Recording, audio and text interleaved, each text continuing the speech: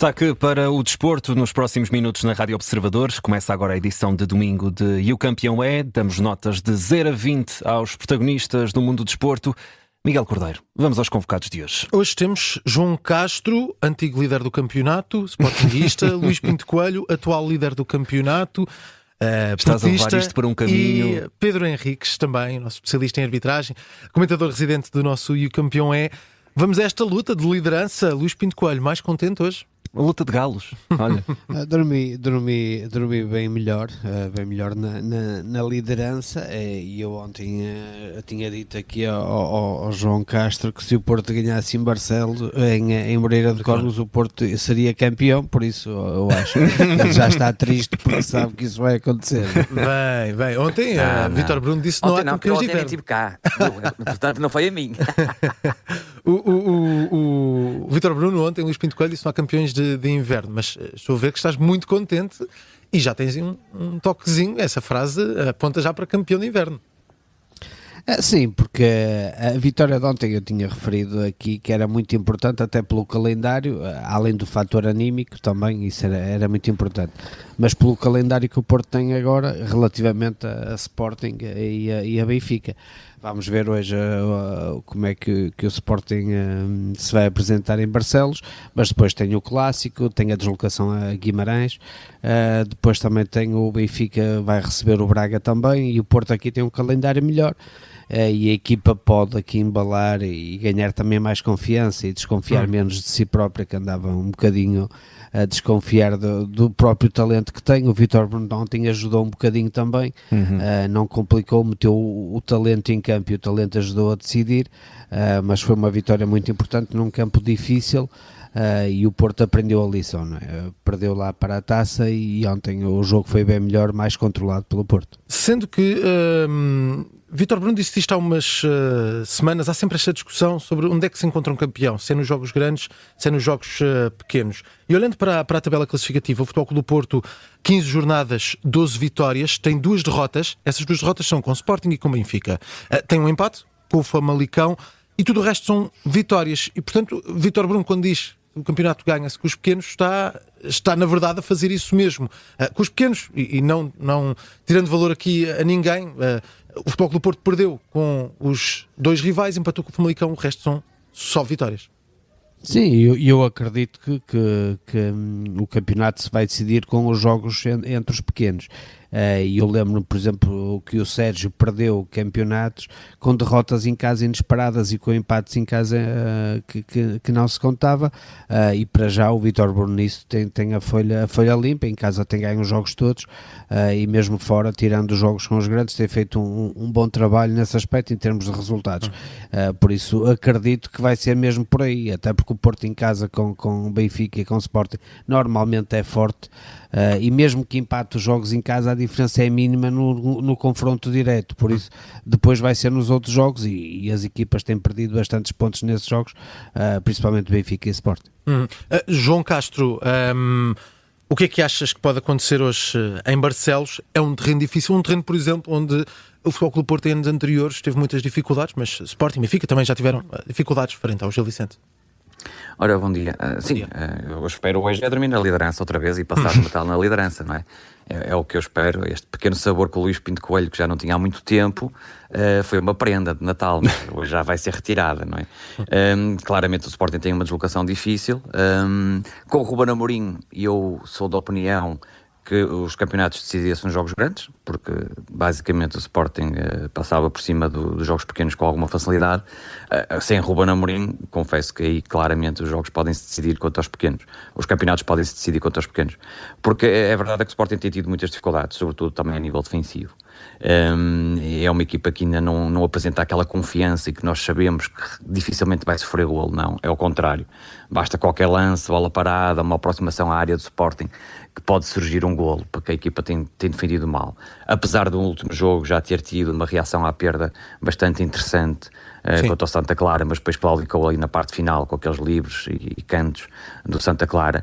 E portanto é um jogo difícil, obviamente a equipa também está com vários indisponíveis, mas não me passa pela cabeça outro resultado que não a vitória, ou seja, o Sporting entrar forte e com o talento vencer o jogo com menor ou maior dificuldade. Acho que nesta altura, com o calendário, não me interessa se joga bem ou se joga mal, o que interessa é vencer, nem que seja 1-0 com uma oportunidade do Gyökeres e ser gol só, porque é fundamental por causa do calendário. O Luís explicou e bem, o Porto tem agora um calendário mais favorável nos próximos jogos, o Sporting não, tem um calendário difícil. Se João Pereira passar por estes 3 jogos difíceis, eu estou a falar só da Liga, passar pelos 3 jogos difíceis só com vitórias, claramente marca aqui uma posição muito forte. Se não passar, o Sporting tem aqui um problema também. Vítor Bruno tem passado bem, eu sempre disse que o Porto e o Vítor Bruno só tinha perdido com os grandes, porque de resto estava a conseguir cumprir. Fora tem sempre mais dificuldades, acho que já não vencia há 4 jogos fora, para todas as competições, voltou a vencer. Importante também o talento. Ontem, não fazendo uma grande exibição, controlou bem o jogo, tirando ali o início da segunda parte, onde realmente o Moreirense tentou, até o segundo gol do Porto, acho que houve ali algumas dificuldades do Porto, mas sem que o Moreirense conseguisse criar algo palpável de perigo.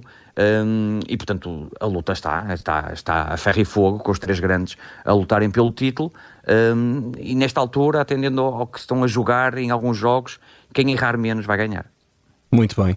Eu vou fazer só aqui uma parte e dizer que fico muito feliz por semana após semana o Vítor Bruno ir conquistando cada vez mais o coração do Luís Pinto Coelho, que aos poucos e poucos vai sentindo mais aconchegado.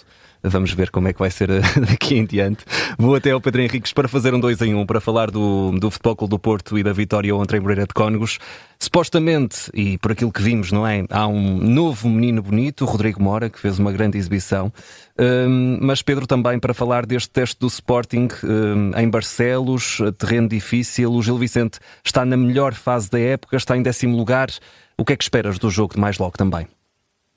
Então, bom dia. Em relação ao jogo do Futebol Clube do Porto, 2 ou 3 notas que já foram aqui também referenciadas. O Futebol do Porto, não fazendo uma exibição exuberante, foi bastante assertivo e seguro, e acaba sobretudo por mostrar aquilo que, aqui o Luís Pinto Coelho tem vindo sempre a dizer várias vezes, sobretudo quando está a fazer os comentários em direto com o Futebol Clube do Porto, que o Damasio, podendo ser um bom jogador e oferecendo algumas soluções, não é o Mora, e o Mora pode oferecer outras coisas que o Damasio não consegue oferecer, como fez na assistência, e até tem gol, e sobretudo na persistência e na maneira como está muito agarrado ao jogo, ou seja, mostrando um bocadinho aquilo que se pretende e que se calhar os miúdos mais jovens normalmente têm, que é muita vontade e determinação, e sabemos como isso depois é extremamente importante. Portanto, foi um Porto que acaba de fazer uma coisa extraordinária, que é, desde a segunda jornada, que não liderava. E uma coisa que era impensável há 3 ou 4 semanas atrás acontece agora, é que Benfica e Porto podem pensar de forma muito clara e evidente que podem assaltar, no bom sentido da palavra, o primeiro lugar. O Porto, mesmo à condição, conseguiu fazer, e isso emocionalmente e psicologicamente tem sempre muito impacto, muita força. Mesmo quando há aqueles jogos em atraso, como aconteceu com o Benfica, depois a outra equipa diz já eu estou à frente, mas o Benfica, isso é muito importante, é menos bom para quem tem esses jogos em atraso, e é sempre muito melhor para quem mesmo à condição está à frente. E psicologicamente, emocionalmente, isso ajuda a ganhar sinergias internas, porque os jogadores acreditam muito mais em tudo, nos processos, etc. E, ao mesmo tempo, os adversários ficam sempre um bocadinho mais desconfiados. E, portanto, é um Futebol Clube do Porto claramente assertivo nesse aspecto, e a conseguir, e depois tem esta coisa do calendário que eu acreditei muito bem, porque realmente é um calendário extremamente difícil para o Sporting, também difícil para o Benfica, e um calendário aparentemente mais fácil para o Futebol Clube do Porto, mas há sempre aquela verdade que todos nós sabemos do futebol, é que não vale a pena pensar nos adversários se nós, seja ele o Porto, nós, ou o Benfica ou o Sporting, não ganhamos os nossos jogos. E isso é sempre uma verdade. Em relação ao jogo do Sporting, obviamente que neste momento aquilo que poderia ser um jogo com algum grau de dificuldade, mas que o Sporting iria acabar por ganhar, agora tornou-se cada jogo, seja em Alvalade, seja fora, tornou-se uma dor de cabeça para os sportinguistas, e quando o Felipe Varandas fez este discurso último, muito crítico em relação a diversas coisas, ele tem que perceber que quem está a fazer a crítica e quem tem esta desconfiança toda não é os adeptos do Benfica nem do Futebol Clube do Porto. Esses são felizes, são os próprios adeptos do Sporting. Basta ter ouvidos e ouvir os diversos canais, as diversas intervenções que são feitas antes de começar o jogo e depois de começar o jogo, independente do Sporting ter perdido, ou quando perdeu, e depois mesmo do jogo em que o Sporting ganhou, em que a desconfiança é grande, porque acima de tudo, a maneira como o Sporting perdeu, mas também a maneira como o Sporting ganhou, deixa toda a gente do universo Sporting desconfiados, na perspectiva de que não se está a jogar bem. E depois vemos um discurso da equipa técnica que eu acho que não joga com aquilo que se passa. Faz-me lembrar um bocadinho o antigo treinador do Benfica, que via sempre coisas que os outros não viam. Relativamente ao jogo, que vai ser complicado, eu penso que o Sporting, nesta fase do campeonato, até pela quantidade de lesões, fala-se contudo que há ali 2 ou 3 jogadores que porventura para o derby poderão estar recuperados para serem opções, mas para este jogo hoje não são, e o Sporting tem que, no meu ponto de vista, apostar na consistência e naquilo que é o mais normal, sem grandes surpresas. O Israel, o Diomando, o Debast e o Mateus Reis, depois o João Simões e o Ullmann, que neste momento são a dupla ali de meio campo. Isto é, não tens Bragança, não tens Morita, e não só por causa disso, porque o João Simões entrou bastante bem este lugar. Nem Pedro Gonçalves, nem Pote, exato, sim. Pois, Esta continua, sim, isso foi lá para a frente. Mas podia jogar ali também, não é? Sim. Também podia jogar ali, eventualmente. E depois, naturalmente, com os laterais, em que eu acho que vai ser o Géni Catana à direita e o Max Araújo à esquerda, com o trio de Ocas e Trincão, porque acho que, obviamente, não tem concorrência, e acho que vai ser outra vez o Kenda do lado esquerdo a fazer, vamos dizer assim, de Pedro Gonçalves. Não acredito que haja aqui grandes surpresas, vamos ver como é que vai ser o jogo. Agora vai ser um jogo de grau de dificuldade elevada, e como diz aqui o nosso João, neste momento para o Sporting já não interessa como a seleção, já não interessa se joga bem ou mal, o que o Sporting quer mesmo é ganhar para regressar ao primeiro lugar e para pelo menos abordar o jogo com o Benfica. Acho que o Benfica vai ganhar ao Estoril com alguma facilidade, mas depois abordar o jogo com o Benfica pelo menos na liderança, o que é sempre também emocionalmente mais confortável.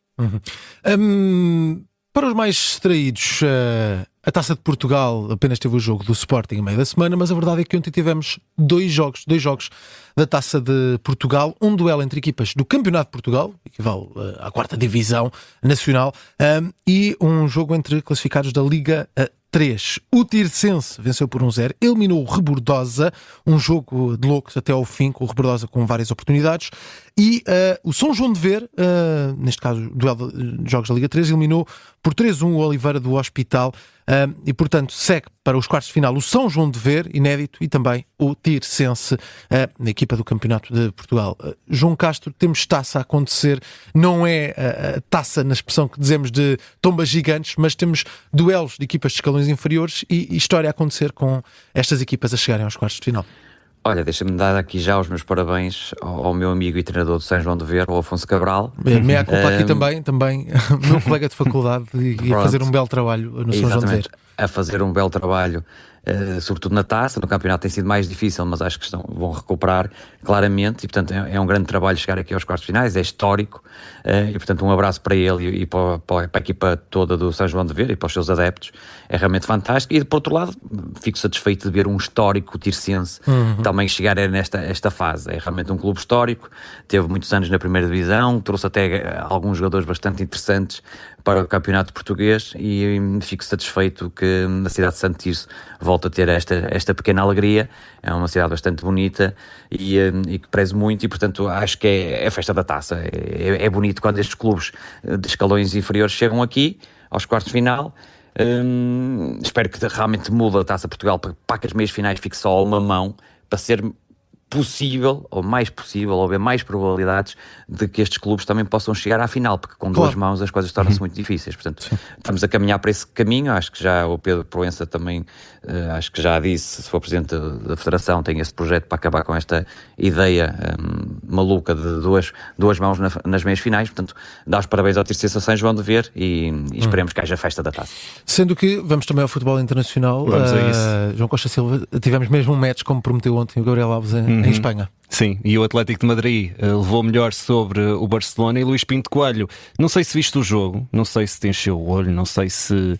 Não vi, porque foi na hora do Futebol Clube Porto. Estava aqui na rádio. Calculei que não ias ficar assim muito dividido, mas daquilo que viste depois, não sei se tiveste a oportunidade de ver o Atlético de Madrid. Se calhar, se olhássemos para a Liga Espanhola no início do campeonato, e apesar dos reforços que foi buscar, aquela irregularidade um bocadinho no início não fazia prever que neste momento pudesse estar a liderar o campeonato espanhol, ainda por cima depois desta pequena hegemonia do Barcelona que dominou aqui grande parte desta primeira metade do campeonato. Sim, parecia que o Barcelona tinha embalado e era um bocadinho um campeão antecipado, mas o Atlético estabilizou. E eu gosto bastante do Simeone e acho que este ano pode ser campeão novamente. E tornou o Atlético num gigante europeu. É uma equipa super competitiva sempre. E com muitas soluções, não é? Sim, este ano tem ali bastantes soluções. Parece que quer aumentar as soluções, não é? Parece que é levar o Alan Varela agora em janeiro. Mas que esteja quietinho, que está bem assim. Acho que vai ser um campeonato muito interessante, porque acho que vai ser uma luta muito grande entre os três até a final. E os diversos campeonatos estão muito interessantes todos. O italiano, o inglês, há várias equipas a lutar pelos títulos nos diversos campeonatos, e em Portugal também. Por isso os campeonatos estão todos muito interessantes. O italiano também está muito renhido. A Atalanta está em primeiro na Liga Italiana. Olhar aqui um bocadinho para outra competição, neste caso a Premier League, porque, Pedro Henriques, o City continua a perder jogos. Nos últimos 12 jogos do Manchester City só há uma vitória.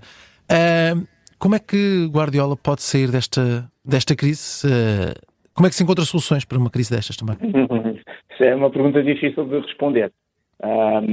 Porque realmente os factos são estes. O City realmente tem vindo, e acho que a expressão de cada livro é exatamente isso. Tenho a certeza que tanto o treinador como os jogadores já procuraram fazer 50 mil conversas, 50 mil reuniões, no sentido, e isso tem passado cá para fora, no sentido de tentarem dar a volta. E é quase um bocadinho inexplicável como é que uma coisa é perder um jogo ou outro, com uns Liverpool, etc., mas o City tem vindo a perder com tudo e com todos, e mesmo inclusivamente de forma às vezes dramática, no centro dramática, quer dizer, drama é outra coisa, mas como foi o caso com o United, por exemplo, não é? Que nada fazia prever, quer dizer, um penalti perfeitamente escusado de 1 e depois pelo menos o empate não, e depois ainda só foi um segundo gol, e portanto este tem sido um momento menos bom. Não está em causa naturalmente nem a qualidade individual dos jogadores, nem aquele treinador, portanto acho que isso ninguém tem, mas por alguma razão, já não é uma questão da mensagem passar ou não passar, ou os esquemas táticos, se calhar, e isso pode vir a ser um momento também de reflexão no futuro, mesmo que tenhas lá tudo que pensas que seja o suficiente para seres campeão ou para ganhares, por alguma razão o conjunto não está a funcionar. Isso às vezes acontece nas organizações, nas instituições, até nas relações pessoais. E quando assim é, alguma coisa vai ter que ser feita no sentido de mudança. Não vais despedir, se calhar, 15 jogadores ou 20, porque aquilo vale tudo muitos milhões, e às vezes a solução pode passar por o treinador fazer um break, uma pausa, ele próprio sair, ele próprio dar o lugar a outros, porque muitas vezes é difícil, porque não é fácil de explicar uma equipa como o City nesta crise, porque no fundo está bem que houve ali uma série de lesões e muitos jogadores que estiveram ausentes, e depois a gente sabe que quando os jogadores estão lesionados, o regressarem não é só regressarem, não é só estarem aptos fisicamente, mas o facto é que há aqui uma crise e não auguro nada de bom para este City, para esta época desportiva, e alguma coisa vai ter que ser feita, obviamente, mas se calhar vai passar até pela questão do próprio treinador no futuro. E outro dado importante, 27 golos sofridos em 12 jogos também. É ligeiramente preocupante para uma equipa que tinha uma solidez defensiva. Muitos marcados pelo Sporting. Bom apontamento, Miguel. Vamos às nossas notas de campeão. João Castro, comece desse lado. Olha, só para dizer que se o City quiser trocar de treinador e levar o João Pereira e dar o Guardiola, acho que estaremos disponíveis para negociar, sim. Acho que estaremos disponíveis para negociar, até o Viana já conhece João Pereira e tudo, portanto facilitaria as negociações. E teria razão Varandas ao dizer que saía para um grande... Era tudo perfeito, estás a ver, Miguel? Tudo perfeito, portanto está selado o acordo. É só mandar o avião buscar o Guardiola. Em relação às notas, para o Tirsense e para o São João de Ver, obviamente pelas passagens aos quartos de final, e para o Rodrigo Mora. É um jogador que faz-me lembrar claramente o João Vieira Pinto, aquele cruzamento, aquela forma de finta e depois olhar e ver o Samu, faz-me lembrar o João Vieira Pinto. O segundo gol teve ali muitos ressaltos, mas vale pela insistência dele, e depois no meio daquela confusão toda saber onde é que estava a baliza, que às vezes também é fundamental. Portanto, é realmente um talento. Eu tinha batido um bocado no Vítor Bruno quando ele metia sempre o menino quando estava a perder, e nos últimos minutos não é assim que se faz, é quando se joga de início é que se vê, porque meter 5 minutos de carregar o peso, de ter que dar a volta a momentos difíceis não favorece o jovem, e aqui sim, deu-lhe a oportunidade de titular, e o Rodrigo Mora deu-lhe a resposta, garantiu-lhe 3 pontos fundamentais. Luís Pinto Coelho deve estar muito contente com esta tua cobiça ao Rodrigo Mora. Luís, a tua nota e campeão do dia, vamos a isso. Vou dar não só ao Rodrigo Mora, mas também ao Samu e à dupla Rodrigo Mora-Samu, porque eu vou dar aqui um 18, porque eu acho que desportivamente e depois financeiramente pode ser muito importante para o Porto. Estamos a falar de um jogador de 17 anos, outro de 20, que a nível desportivo podem fazer muita diferença, e ontem já se viu isso, podem se entender muito bem, e até fora do campo parece que há uma cumplicidade muito grande entre os dois, e depois financeiramente pode ser aqui um encaixe tremendo do Porto. Não tenho dúvidas que o Samu vai ser a maior venda de sempre do Futebol Clube Porto, e o Rodrigo Mora, obviamente, mais 2-3 anos a maturar, e depois também será um jogador que, se calhar, se tudo correr bem, até pode bater o recorde de transferências feitas em Portugal. Muito bem, passamos e fechamos este campeão com as notas do Pedro Henriques. Eu estou a dizer notas, não sei se vais dar nota a mais do que 1. Sim, por acaso vou. Algumas delas já foram dadas aqui. 15 para o Vicente de São João de Ver, a festa da Taça de Portugal, e é sempre a oportunidade de vermos estas equipas de escalões inferiores depois a atingirem patamares superiores e provavelmente em breve a cruzarem-se com equipas de outro topo, o que é sempre a Taça de Portugal, é isto, a festa. Para o Atlético de Madrid, 17, porque até pela diferença de tem menos um jogo com o Barcelona. Exato. Penso que é menos um jogo, o Real Madrid aparece com 2 jogos a menos, mas acontece o que acontece, o Atlético de Madrid vai acabar o tal campeão de inverno, vai acabar o ano em primeiro lugar, isso é garantido, até pelas jornadas que faltam, e naturalmente para o Futebol Clube do Porto, que consegue, e aqui vou dar uma nota 18, que consegue 4 meses depois a liderança, mesmo que seja a condição. E agarro, porque foi aqui dado destaque, por isso vou dar 19, aos 3 títulos dos jornais, que são fantásticos, quando dizem Dragão mora no topo, juros de mora e Dragão já lá mora. Portanto, os 3 jornais esportivos estão realmente a utilizar a palavra do Mora, o nome mais concretamente do Mora, para dizer e para enaltecer aquilo que acho que está aos olhos de todos. É um craque, tem muita qualidade. Tenho a certeza que estes jovens hoje em dia têm um acompanhamento totalmente diferente e dificilmente se vão perder, e portanto o futuro que vem por aí, para o Mora, será sempre um futuro grandioso, porque é daqueles jogadores que não engana, pode ter uma noite melhor ou pior, mas não engana naquilo que é a sua qualidade, e por isso o destaque claramente para este jovem, para o Mora, com nota 19. Nosso campeão fica por aqui. Estamos de regresso amanhã depois do 12h30. Não esquecer, logo às 8h30 há um Gil Vicente Sporting, jogo com relato em direto aqui na Rádio Observador, e dizer também que às 2 da tarde há o Manchester United Bournemouth, e portanto vamos ter The Special Ruben mais logo, ao fim da tarde, depois das 6 da tarde.